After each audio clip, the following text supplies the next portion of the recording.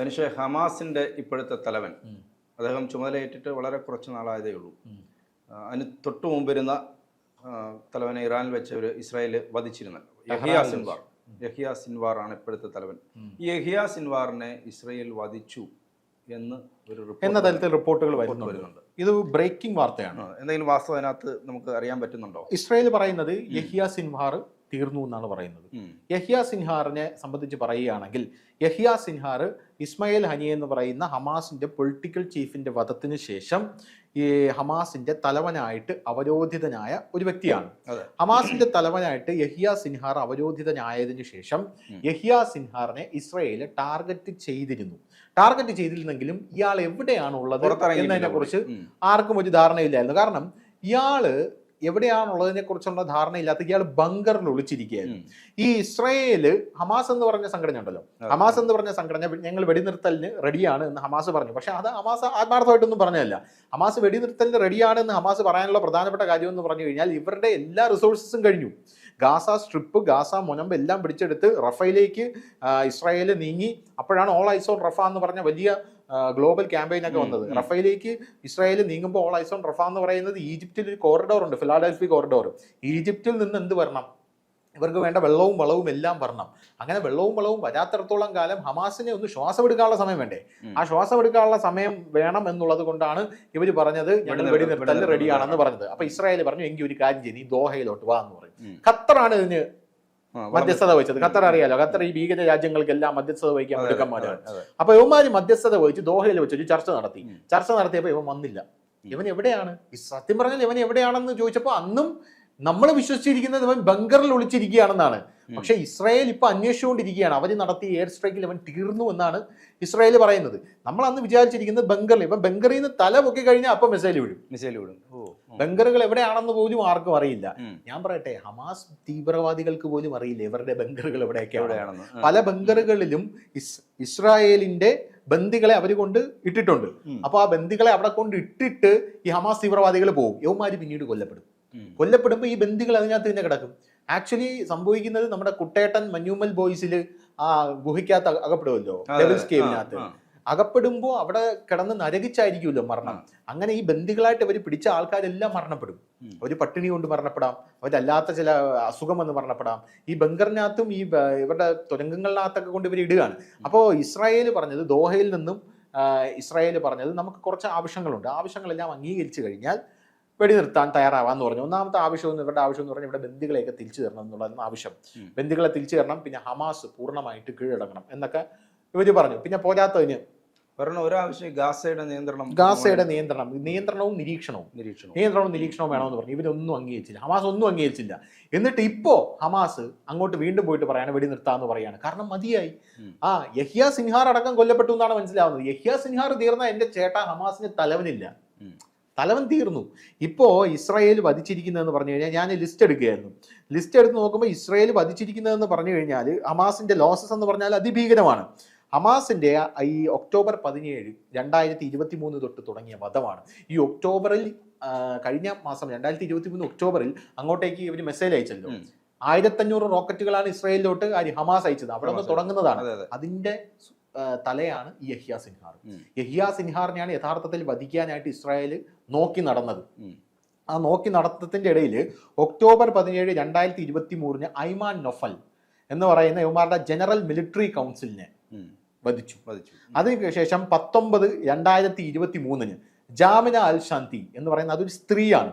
ഹമാസിന്റെ political bureau elect ചെയ്ത അവരുടെ ഫസ്റ്റ് വുമൺ ആണ് ജാമില അൽ ഷാന്തി എന്ന് പറയുന്നത്. അവരെ വധിച്ചു.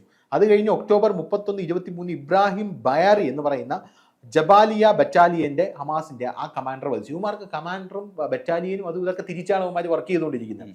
അത് കഴിഞ്ഞ് നവംബർ 21 ഖലീൽ ഖസാർ ഡെപ്യൂട്ടി ചീഫിനെ വധിച്ചു. അത് കഴിഞ്ഞിട്ട് ഡിസംബർ 25, 2023 സലേഹ് ആൽ അറൌറി എന്ന് പറയുന്ന ഹമാസിന്റെ കോ ഫൗണ്ടറിനെ വധിച്ചു. മാർച്ച് 10, 2024 മർവാനിസ deputy commander Hamas military wing Gaza അയാളെ വധിച്ചു. ജൂൺ 13, 2024 മുഹമ്മദ് ദെയ്ഫ് ഹമാസിന്റെ മിലിറ്ററി കമാൻഡന്റ് അവനെ വധിച്ചു. അത് കഴിഞ്ഞ് ജൂൺ 31, 2024 ഇസ്മായിൽ ഹനിയെ വധിക്കുന്നത്. ഇസ്മായിൽ ഹനിയാണ് ഹമാസിന്റെ political chief. Ismail Haniyeh Iran അഭയം കൊടുത്തു. ഇപ്പൊ ഇത്രയും പേരെ വധിച്ചപ്പോഴേക്കും ഇസ്മായിൽ ഹനിയയ്ക്ക് മനസ്സിലായി അടുത്ത ഞാനാണെന്ന് മനസ്സിലായി. നേരെ ഇറാനിലേക്ക് പോയി ഒളിച്ചിരുന്നു. അപ്പോൾ അവിടെയുള്ള ഹോട്ടൽ മുറിയിൽ ടെഹ്റാനിൽ വെച്ചിട്ടാണ് അതും ഈ പേജർ ആക്രമണം പോലെ എന്തോ ബോംബ് ഇയാൾ അവിടെ വരുമെന്ന് നേരത്തെ മനസ്സിലാക്കിയിട്ട് അവിടെ ബോംബ് സെറ്റ് ചെയ്ത് റിമോട്ട് കൺട്രോൾ ബോംബ് വെച്ച് ഇയാളെ വധിക്കായിരുന്നു. അവിടെ പട്ടാളക്കാരും മൊസാദൊന്നും പോയിട്ടില്ല. അന്ന് ഇവൻ വരുമെന്ന് അറിയാം, അങ്ങനെ വധിച്ചു.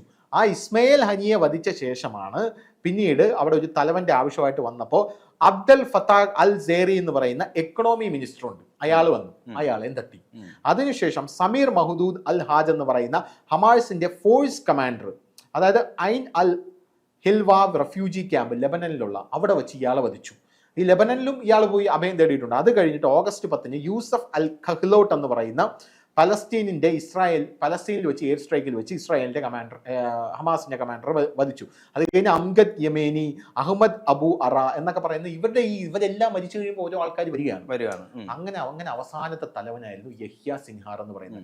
യഹ്യ സിൻഹാറിന് ശേഷം ആരാണ് തലവൻ എന്നുള്ളതിനെ കുറിച്ച് ഇതുവരെ ധാരണയൊന്നും കിട്ടിയിട്ടില്ല. പക്ഷേ ഈ ഒക്ടോബർ 7 ഇസ്രായേലിൽ ഉണ്ടായിട്ടുള്ള ആ ആക്രമണത്തിന്റെ മുഖ്യ സൂത്രധാരൻ ഇയാളാണെന്നാണ് പറയുന്നത്. ആ യഹ്യ സിൻഹാർ മരിച്ചു എന്നുള്ള റിപ്പോർട്ടുകളാണ് ഇപ്പോൾ പുറത്തു വരുന്നത്. ഇസ്രായേലിന്റെ പത്രം തന്നെ അത് റിപ്പോർട്ട് ചെയ്യുന്നുണ്ട്. ഗാസ സിറ്റിയിലെ സ്കൂളിന് നേരെ ഇവരെന്ത് ചെയ്തു, മാരകമായ റോക്കറ്റ് ആക്രമണം നടത്തി. ആ റോക്കറ്റ് ആക്രമണത്തിലാണ് ഇയാൾ മരിച്ചതെന്നാണ് അറിയാൻ സാധിച്ചത്. അതായത് ഇവന്മാരുടെ പ്രധാനപ്പെട്ട സ്കൂളിനകത്ത് കയറി ഒളിച്ചിരിക്കുക. സ്കൂളിനകത്ത് കയറി ഒളിച്ചിരുന്നിട്ട് കൊച്ചുകുട്ടികളെയും സ്ത്രീകളെയും മുന്നിൽ കവചമാക്കി നിർത്തുക. അങ്ങനെ സ്കൂളിന് നേരെ ആക്രമണം നടത്തിയതാണ് ഹമാസ് കമാൻഡ് സെന്റർ ആയിരുന്നു കേട്ടോ. അതായത് സ്കൂളാണെങ്കിലും ഹമാസിന്റെ കമാൻഡ് സെന്റർ ആയിരുന്നു അത്. സ്കൂള് ഇവന്മാരെങ്ങനെയാ സ്കൂളും ആശുപത്രിയൊക്കെ ഇവന്മാരുടെ ക്യാമ്പായിട്ട് പ്രവർത്തിപ്പിക്കുക, കമാൻഡ് സെന്റർ ആയിട്ട് പ്രവർത്തിപ്പിക്കുക. അപ്പോൾ അത് കൃത്യമായിട്ട് മനസ്സിലാക്കിയിട്ട് ഇസ്രായേൽ എന്ത് ചെയ്തു, അങ്ങോട്ടേക്ക് മിസൈൽ ആക്രമണം നടത്തി എന്നാണ് അറിയാനായിട്ട് സാധിക്കും. അപ്പോൾ 22 പേര് കൊല്ലപ്പെട്ടു. 22 പേര് കൊല്ലപ്പെട്ടതിൽ ഫലസ്തീൻ ആരോഗ്യ അധികൃതർ തന്നെയാണ് അറിയിച്ചിരിക്കുന്നത്. പക്ഷേ അതിനകത്ത് യഹ്യ സിൻഹാർ ഉണ്ട് എന്ന വാർത്തയാണ് ഇപ്പോൾ പുറത്തു വന്നത്. അങ്ങനെ ഉണ്ടെങ്കിൽ ഇസ്രായേലിന്റെ വമ്പൻ വിജയമാണ് ഈ യുദ്ധത്തിൽ എന്ന് തന്നെ നമുക്ക് പറയേണ്ടതായിട്ട് വരും. പോരാത്തതിന് ഗസയിലെ ഇസ്രായേലി പ്രതിരോധ സേനയാണ് ഈ ഓപ്പറേഷൻ നടത്തിയത്. അവർ ഓപ്പറേഷൻ നടത്തിയതിൽ ഇയാൾ കൊല്ലപ്പെട്ടിരിക്കാനുള്ള സാധ്യതയാണ് കേട്ടോ. കൊല്ലപ്പെട്ടു എന്ന് ഇസ്രായേൽ പറയുന്നു. സ്ഥിരീകരിച്ചത് ടൈംസ് ഓഫ് ഇസ്രായേൽ എന്ന് പറയുന്ന പത്രമാണ് ഇത് റിപ്പോർട്ട് ചെയ്തിരിക്കുന്നത്. അവർ പറയുന്നത് കൊല്ലപ്പെട്ട് കാണും. ഇയാൾ 99.9% കൊല്ലപ്പെടാനുള്ള സാധ്യതയാണ് ടൈംസ് ഓഫ് ഇസ്രായേൽ ഇപ്പോൾ റിപ്പോർട്ട് ചെയ്യുന്നത്. നമ്മുടെ മാധ്യമം ഇപ്പോൾ ന്യൂസ് 18 CNN ഒക്കെ ഇപ്പോൾ റിപ്പോർട്ട് ചെയ്യുന്നുണ്ട് അയാൾ മരിച്ചു എന്ന രീതിയിൽ. അങ്ങനെ തന്നെ വാർത്ത വരുന്നുണ്ട് അയാൾ മരിച്ചു എന്ന്. ഇസ്രായേലിന്റെ ഭാഗത്ത് നിന്ന്, കാരണം നമുക്ക് അങ്ങനെ കൺഫേം ചെയ്ത് പറയാൻ പറ്റില്ല, ഇസ്രായേലിന്റെ ഭാഗത്ത് നിന്ന് കൺഫർമേഷൻ വരണം. ഇസ്രായേലിന്റെ ഭാഗത്ത് നിന്ന്. ഇപ്പൊ ഇസ്രായേലിൽ ഹയാ സിൻഹാർ ഇപ്പോൾ ജീവിച്ചിരിപ്പില്ല എന്നതിന്റെ സാധ്യത എന്താണ്, അവർ ഇസ്രായേൽ പൂർണ്ണമായിട്ടും അംഗീകരിക്കുകയാണ്. പക്ഷെ ഇസ്രായേലിൽ പെട്ടെന്ന് പറയില്ല. ഇസ്രായേൽ ഇനി ഇയാളുടെ മരിച്ചു കഴിഞ്ഞ് ഇയാളുടെ ഡെഡ് ബോഡി അടക്കം മനസ്സിലായില്ലേ, ഇസ്രായേൽ അങ്ങനെ ഒരു ടെക്നിക്കുണ്ട്. അതായത് അയാളുടെ ഡെഡ് ബോഡി അടക്കം ഇസ്രായേൽ വെറുതെ വിടില്ല. യുവമാരുടെ ഡെഡ് ബോഡി പോലും ചിന്നിച്ചെറിച്ച് കളയും. ഇല്ലെങ്കിൽ നാളെ യുവമാർക്ക് വേണ്ടി അവിടെ മറ്റേ പ്രാർത്ഥന, അത് ഇത് ചപ്പ് ചവറ്, അതിനു വേണ്ടി ഗ്യാതറിങ്, അതിൽ നിന്ന് വേറൊരു ഗ്രൂപ്പ് ഉണ്ടാകുക, അങ്ങനത്തെ വിഷയങ്ങളൊക്കെ ഉണ്ട്. അതുകൊണ്ട് ഇവരുടെ ഓപ്പറേഷൻ ഇവർ പൂർണ്ണമായിട്ടും മുഴുവനായിട്ട് തീർത്തിട്ട് മാത്രമേ നമ്മൾ അവനെ തട്ടി എന്നുള്ള കാര്യം പറയുകയുള്ളൂ. അപ്പോൾ ഇപ്പോൾ ആ റിപ്പോർട്ടുകൾ പുറത്തു വരുന്നുണ്ട്. ഇനി യഹ്യ സിൻഹാർ എന്ന് പറയുന്ന ആള് ബങ്കറിലില്ല. ടൈംസ് ഓഫ് ഇസ്രായേൽ റിപ്പോർട്ട് ചെയ്യുന്നുണ്ട് ബങ്കറിലില്ല. അയാൾ ഈ ഇസ്രായേൽ നടത്തിയ സ്ട്രൈക്കിൽ പൂർണ്ണമായിട്ടും നശിച്ചു പോയി എന്ന് അവിടുത്തെ പത്രപ്രവർത്തകനായിട്ടുള്ള ബെൻ കാസ്പിറ്റ് അദ്ദേഹം എക്സിൽ ഒരു പോസ്റ്റ് ഇട്ടിട്ടുണ്ട്. ആ പോസ്റ്റിലാണ് ഇപ്പോൾ ഈ കാര്യങ്ങൾ വ്യക്തമാകുന്നത്.